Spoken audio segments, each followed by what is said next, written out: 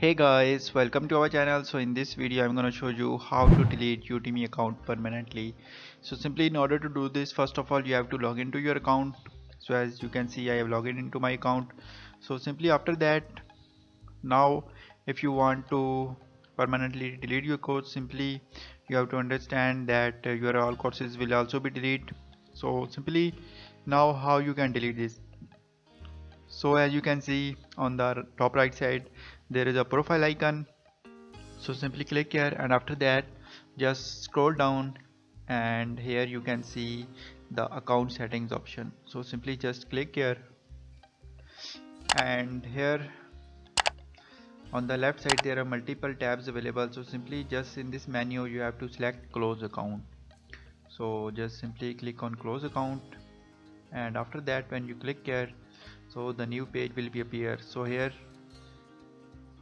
you can see if you close your account you will be unsubscribed from all your zero courses and will lose access forever.